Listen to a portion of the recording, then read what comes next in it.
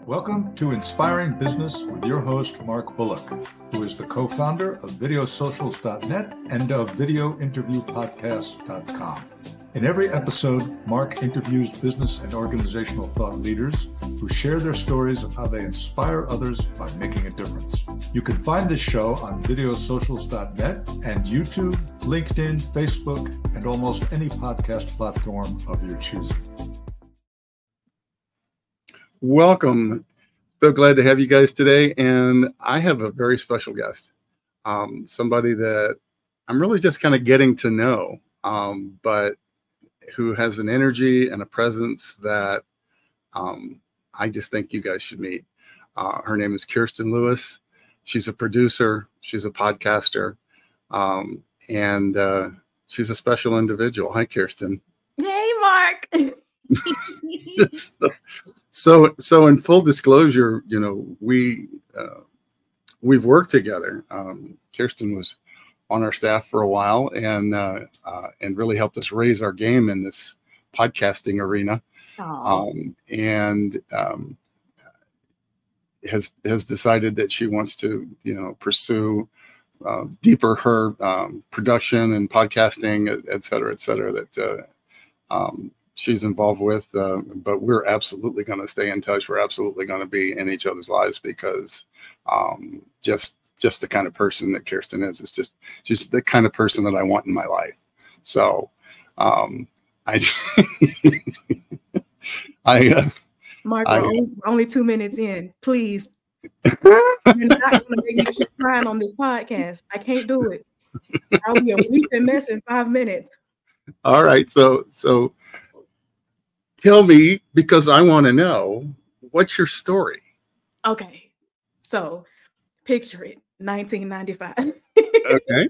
So in essence, I am a Southern Alabama girl, right? I was born and raised in Selma, Alabama. For anyone that has ever, heard of Selma, been to Selma, seen the Edmund Pettus Bridge, it is the epicenter of the civil rights movement. It's really where, African Americans really gained the right to vote because of the historic march from Selma to Montgomery in protest for our civil rights. So I was born and raised in Selma, Alabama, with so much rich culture. I was groomed in the Bible Belt. I grew up, in the Baptist church, and I was my grandmother's singing grandchild. She was the choir director. And so I've lived my life. I lived my life by the word of God. And even when I wanted to, stray away, even when I wanted to go and do my own thing, his love always reeled me back in. And so as I grew up, as I, went through high school, went through college, hung with the right people, hung out with the wrong people, figured out who I was, figured out who I wasn't. It all just went back to the foundation of who I am, which is a child of God. And so ever since then, because I want to preface all of this by saying I love Jesus. And so if it's going to come out, it's going to come out. And I really hope it encourages somebody. But ever since I gave my life back to Christ 7 to 8 years ago, every part of my life has been a journey, and especially in business. And me personally, I did not want to be an entrepreneur. I did not want to be a business owner. I did not want to go nowhere in the, in the entrepreneurial sphere. But until God gave me the whole notion of, you have been doing post-production literally since I was 13. So this is the real story. Since I was 13, I got my hands on some software. I think it was called Microsoft Movie Maker. I'm dating myself. But then as the years went by and I was editing videos for my friend, and I was even directing and writing scripts at a young age, just being creative and having fun. Then, like I said, over the years, maybe once I turned 19, 20, and I started upgrading my software, a few friends of mine said, hey, do you mind editing this for me? Do you mind editing this for me? And when I did it for fun, I didn't think anything of it until God showed me, hey, actually, this could be a business. Now, given my history and my background, like I said, I am a country girl from Selma, Alabama. We don't do anything techie. And it did not feel like a realistic job to pursue, especially with my roots and where I came from. And so it was a faith move, a heavy faith move for me to do anything of the sort and call myself trying to do what I love. Who do I think I am? And so that passion grew. And I think it's been nearly 3 years now since I've been pursuing it. And like I said, not knowing a lick about business, don't ask me how to file taxes. I go to, I'm not gonna name drop, but I have a third party for that. But I kid you not, I have not gone without. God has carried me. He has given me all types of business tips, strategies, content, that curriculums that have really impacted businesses, not even just from me doing labor as in editing, but like I have a whole course that God gave me the courage to create and put out called the Edit Like a Pro Masterclass. And it literally has been impacting creatives, churches, nonprofit organizations, businesses, corporations to, you know, if they don't have the resources to outsource editors, you can build them from in-house. And so ANora Edits has been my passion for a while. And as you can see, it's my baby. And that is like my story. That's the back end of what has made me, like, you know, the producer that I am and what, like, you know, drives me in all those amazing things. Well, and one of the things that I'm taking from it is that obviously you have a strong faith, and that's a major part of your life. But where it showed up for me, as far as the intersection of having a business that puts humans first, yes, right, puts humans in front of the almighty dollar. Yeah.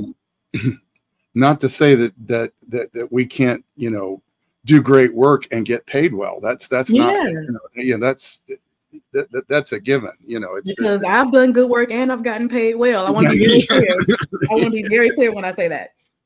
Yeah, but it's actually caring about not just the work that we do, but we try to do great work because we care about people. Absolutely. And I, you know, for me, it's like you're the epitome of that. You know, that you can't do anything. You can't do work because you weren't doing all that much post-production kind of work with us. You were actually, you know, helping people record their episodes and whatnot.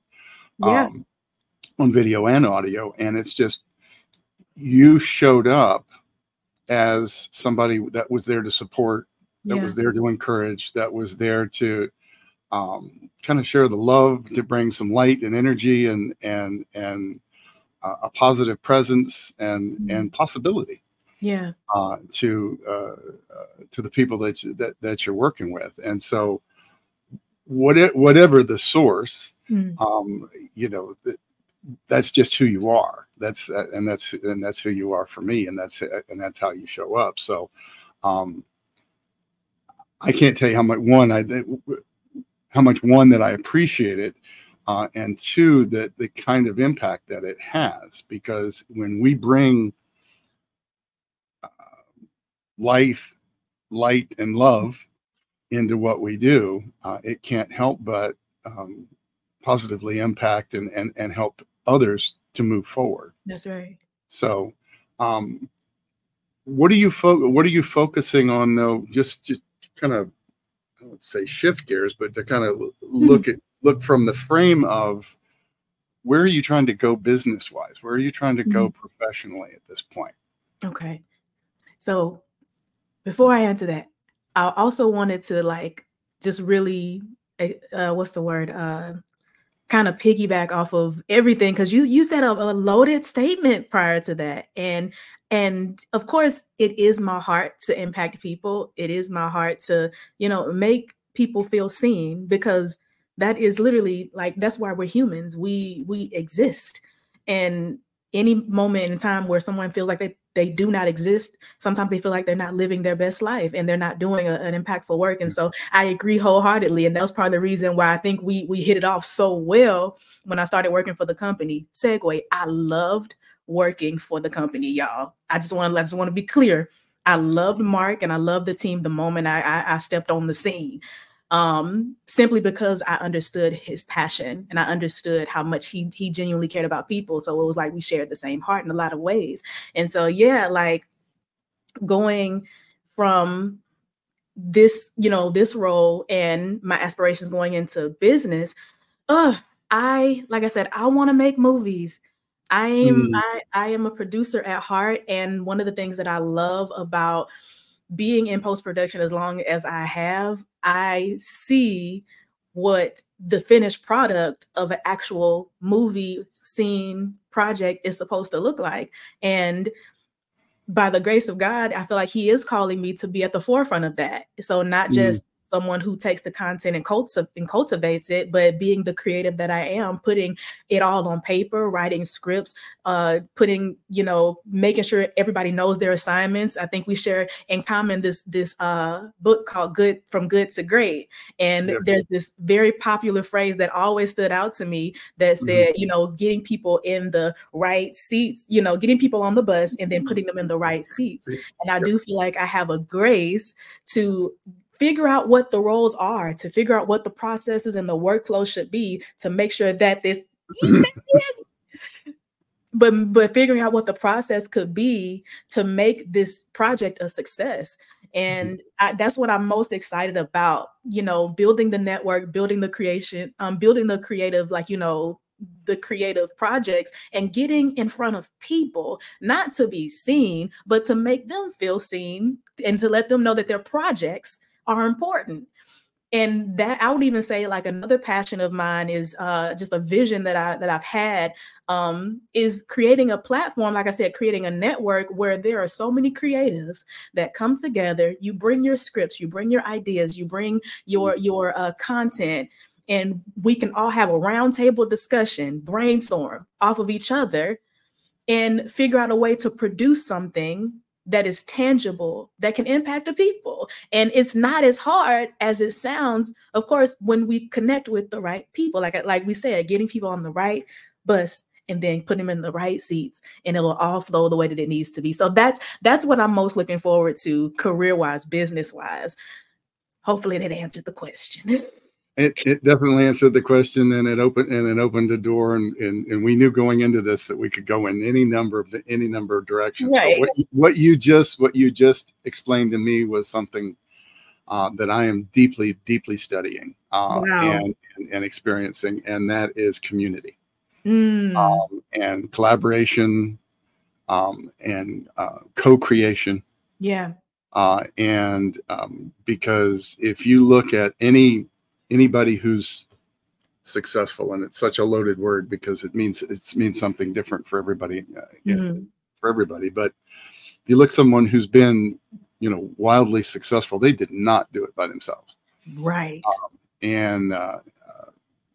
It's just that simple. Unless you inherited, a fortune or something like that. Right. If you've built something meaningful, something that it positively impacts other people, and something that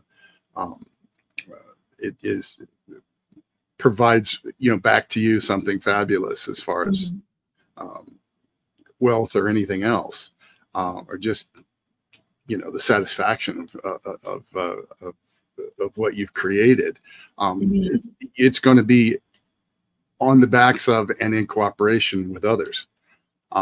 Because it means that you've found a way to add value to positively impact other people, because nobody rises on their own, right? Absolutely. So, and so I'm, what you were talking about as far as pulling these creatives together to kind of co-create a movie, as it were, right? Right. So that's like, ding, that is community, right? That is, and video socials, okay, to some extent, and we want to make this more the case with the video interview podcast. And we're self-sponsored, and I'm not going to get in to depth, but video socials is, I often say, is the culmination of my life's work. Yeah. because it's transformational. It brings people together Absolutely. to do something that they normally try to do on their own, or they try to hire, you know, a videographer or something like that to create videos for YouTube and their websites and et cetera, et cetera. Yeah. And they're coming in with several preconceptions Mm-hmm. that are just incorrect. Right. And one is that you're presenting information. No, you're not presenting information. You're having a conversation with an audience. Absolutely. As you and I are having a conversation now. That's right. the power. That's the power of video, right? So that we can have a real conversation with each other. And yes, it's one-sided when you're presenting something, but guess what? Once you post it, then you have a comment thread. Then you've started a conversation, and that's the second. That's the second thing that I think people have a misconception about, is that you just produce something, you record something, whether it be text, audio, video, whatever it is, and you just post it out there. Well, that's called spray and pray. It's the least impactful, the least, you know, the least use for it. It's realizing that if you've got an idea, if you got something that you think can help somebody, and you produce a piece of content around that, first of all, make it a conversation with them, like a real person, like, you know, like you actually care, because you do, right? Yeah. So, and then realize that when you post that, that's the beginning of a conversation, right? So, and I've seen so many people that will post content, whether it be blog posts and text. We've been involved in blogging and content creation before it was even called, you know, being a creator, right? Yeah. You know, people would go to the trouble to create something, go to the trouble to make sure that it was a value, that it could make a difference for somebody, and they post it and then completely ignore any you know, likes, or comments, or anything else, because they don't really like social media. Well, I don't really like social media either, right? But I like the relationships. Oh man, and I like the impact, and I like I like the potential of community, and this is for me a little bit of a quandary, because the social media platforms as they stand now, especially things like Facebook, not so much LinkedIn, but especially things like Facebook, there's just so much toxicity in it now. Oh my goodness. But I think, tell me if you agree, I think that we owe it to the world to kind of counteract that a little bit. And actually, my goodness, like you said a mouthful, and even back to the point, for real, like I agree wholeheartedly and it kind of called me to the carpet. It challenged me a bit, even as you said it. I was like, oh girl, you're gonna have to take this. You're gonna have to take this. You're gonna have to eat it, because you said that you go to all this trouble and create this content, right? And then you put it on this platform that you don't like, trying to impact people that you do care about, right? And I remember thinking to myself, like, "Ooh, girl, you remember that last time you did this whole batch creation, like, and you had some really helpful content, but your engagement sucked because social media sometimes isn't your thing." And it's like, how do we connect to the people that we say that we care about? Right. Without, you know, the hassle of engaging through such a, like you said, corrupt and toxic platform. It really started to turn the wheels in my head, because I didn't even realize that really was the conundrum for me. Like, I care about people, but I hate the means as to how I'm trying to care for them. Then that is social media. And so that's why I thought it was just me. I thought it was just me, just about the comment of social media being a controversial and a compromising means of engagement. It used to be fun. I'm a millennial. I was on the tail end of technology advancing in social media. So like, social media used to be fun. It used to be like you said, it used to be built on community. It like, right. However the Gen Zers, like when TikTok first came out, or when Threads first came out, that's how Instagram and Facebook felt for a lot of us. Like, and to see how much it has turned into this circus over the years, it's hard. And then coming off the heels of the pandemic, when social media was all we had, now we're trying to redefine our normal. And so I guess my question, to like throw it back in your court, is like, how do you see us moving forward in this now less virtual world after the last 4 years, and not becoming as toxic, you know, socially? So that's you took off your glasses. This is how I now we're getting somewhere. I believe that community is the next marketing wave, because it's authentic, it's people helping people, it's co-creation, co-collaboration, inspiring each other, learning from each other, etc. I don't think that can seriously happen, and I'm deep into study on building community. So, and every community designer that is my mentor at this point, that I've made my mentor because I'm studying them, right, is you know, there's this whole thing. Do we have it on Facebook? Do we have a leg of it on Facebook? Do we have, you know, is and it's coming back for, I'm planning on, and what for now, until there's some sort of, until there's some sort of sanity brought back into the platforms, is utilizing social media as an attraction vehicle. In order to put things out there, to engage in a meaningful way that brings people into our orbit. And our orbit is our website, our YouTube channel, and our email list. Okay. Right. And then from there, now we're into platforms. Well, first of all, we own, obviously, all of this. This is the case for everybody, right? So we own our website, we own our email lists. Right. We don't own any of our social media profiles. We can be shut out. We can, and when it comes to people that are trying to build communities on Facebook, as an example, Facebook decides what posts are going to be seen by who and when. How is that supporting a community? Yeah. Right. Where you have, you know, those who are leading the community, those that are moderating what's going on, those that are seeding conversations, those that are participating in conversations, and then some third-party algorithm is going to tell you whether or not this really profound piece of information is so valuable to anyone inside that group, you know, where it can go and who can see it.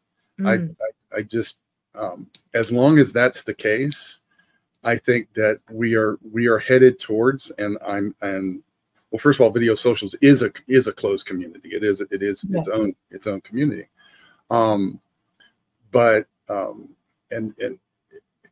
But we've got to get off of, but yeah, everybody's already on Facebook. Everybody's already on Instagram and stuff. So, well, okay, so let's put stuff out there that's of value, that's of interest, that, you know, that sparks some curiosity. Right. And then bring them into our own communities. Wow. Okay. Right. So, because the number one rule of community building is safety. Ooh. When I say safety, I'm talking about growth doesn't happen in our comfort zones. Okay. That means that in order to grow, we have to be vulnerable. Oh my. You just said a cuss word, Mark. They're going to have to censor this, because who do you think you are telling people that they have to express themselves vulnerably? We have to get real, right? We have to expose the soft underbelly a little bit to say that, you know, I'm nervous about this, or I don't know what to do here, or, you know, I've been trying this and it's not working, right? So it means that we're going to have to do something differently. It means we're going to have to be something different than who we've been in the past. Okay, that requires the ability to be vulnerable. So to be vulnerable around other people, especially those that we don't know that well, there's got to be safety. There is no safety in the world of social media. My goodness. My goodness. So it is companies like ours and companies, there are several that are out there, brand communities, things like that. 90-something% chance of failure in building a community like that because they don't get this. Wow. It's got to be safe. It's got to, and it's got to be about the membership, not about the company or et cetera, et cetera. It's got to be it's got to be a big mission. It's got to be a big purpose. It's got to want to change the world in some way, shape or form. Wow. Give something for people to want to get behind, and helps them to not only, I don't know why I'm getting this deep into this, but helps them not only get information, to not only get information, but to experience transformation. Absolutely. Right. Oh, so in order to transform, we have to be vulnerable. We have to work with others. We need feedback from people that we can trust. Yeah. We need to learn from people that are further down the path than we are. And that can only happen in safe communities. Wow.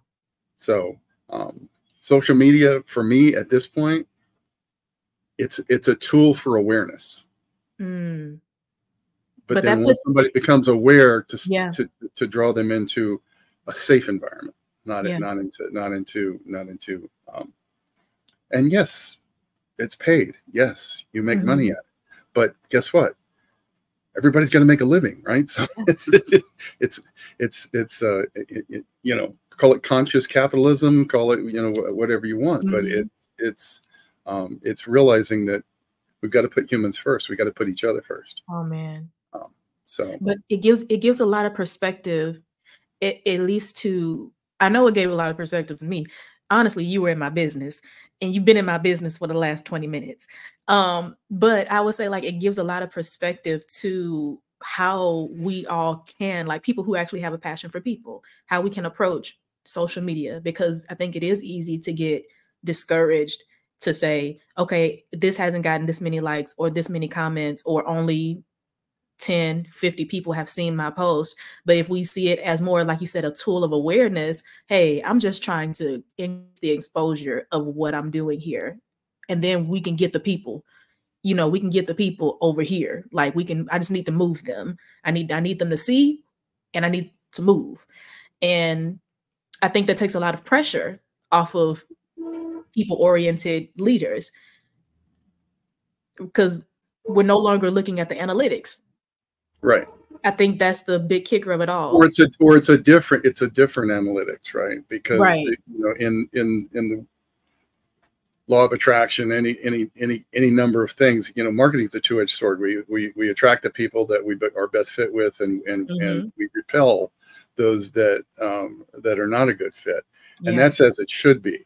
But it only happens if you're authentic. If you're trying to be everything to everybody, you can be nothing to anyone, right? So who do we best serve? Who do we have a passion for? What's the type of person that we're trying to help? And I know in your world, before we started the show, you were talking about, you do a lot of work with nonprofits. You do a lot of work with people who are trying to make a difference in the world with whatever they're filming, whatever content that they're creating. Yeah. That's another thing that we're in complete alignment on, that I'm only interested in helping people who are trying to make a difference, that's where purpose is. That's where purpose is. And if we're not being intentional, if we're not doing something purposeful, then why do we do it?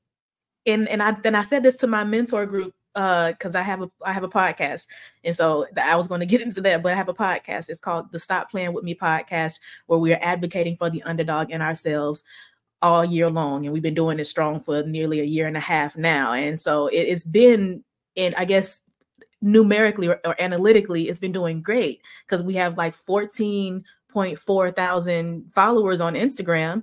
But because I'm community oriented, because I love getting close and up front and personal with people, converting them into a community-based platform or like a membership situation like you do here with Video Socials, it has been difficult. And so that's why I say you've been giving me so much perspective on how to approach social media rather than like, you know, throwing in the towel or giving up too soon or all of these other things. But I was also going to say, with what I do for like nonprofits, it's a blessing because, like I said, I love people, right? And even though people don't see my face, they see the work that I produce from what they create. And one testimony that I received from like the team lead of the production company that I work for, she said that one edit that I did for, I think, a nonprofit school in Atlanta, they needed their 10-year anniversary recap. Right. And it was and it needed to be like, you know, it needed to be something big and important so they can present it to their, you know, their donors and all the stakeholders, all the people, right? All the students. Right. And once I finished the project, we spent some long hours putting it together. But once they showed it at the gala, put it on the big screen, what I heard back was there was literally not you could hear a pin drop. You could, like, because it was so compelling, and it was so emotionally, like, you know, appealing to it impacted the entire room. And like I said, from the students to the staff to donors, they end up receiving, I think I'm not gonna lie to you about the number, but they end up receiving a whole nother big grant that could help them to sustain for a number of years. And not only that, they took on a few more partners that could help with the work study program. And these are big corporations just off of the video alone. And so I'll keep telling as many people as possible that story, because like, they did not see my face. They did not see not a lick of this here smile. But they saw a work that I produced through the passion of my heart, because of the passion I have, like, for the community and the people. And that compelled them to, you know, hey, I want to support this. I want to give everything I can to make sure that these students are successful. That's why we do it, you know? So that's why I said, like, if you don't know the purpose or the passion behind what it is that you do, and you may, hold on, because I feel this, you may feel like what you do is insignificant. You may feel like the role that you're playing, even though it's behind the scenes, even though it's behind the curtains, you feel like, you know, ain't nobody gonna pay you no mind. Let me be a testament to you. You are doing far beyond what you think you are, and you are impacting so many more than you think you are. Man, oh my goodness, those workflows and those systems and those structures that you didn't put into place that have helped build businesses from the ground up, that they are still benefiting from off of till this day. You did that. That was your passion and your purpose and your pursuit and your intentionality and your love for people and your love for the progress of a business and a company that has held these things together. And by the grace of God, you are getting paid well for it too. It's not in vain. There's no work that is left unseen. None of it. And I mean that. So that encouraged me. And whoever's listening, I hope that's encouraging you. Absolutely. And I don't, we're going to need to close up pretty soon, but at the same token, one of the things that comes from me, and as I was preparing to have this conversation with you, it's like, well, I found you on Instagram. I see that you've got this master course, you know, with a what is it called? Edit like a pro. Yeah, Linktree, and whatnot. So for editing like a pro. But I would encourage you. Your presence on camera is phenomenal, and it's real, and it's engaging, and I think the world needs to see more of you, not just experience the effects of your work, because it's our ability to see each other, to get to know each other, And in this, it's almost magical what video conferencing has what's made available. I think it's the one big positive that's come out of the pandemic, is that we were all forced into this environment and into this video conferencing environment, because it is the next best thing to being there. Yeah. It does allow us to globally operate.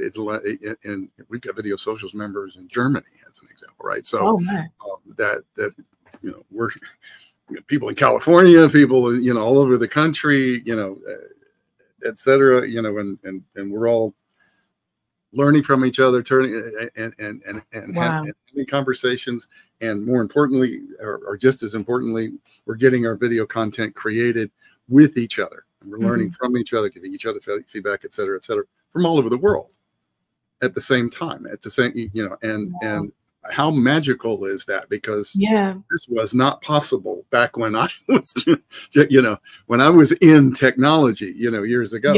And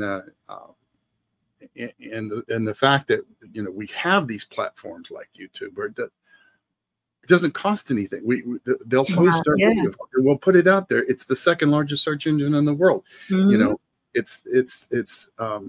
It is part of Google, which is the largest search engine in the world, right? It's the second largest social media platform in the world.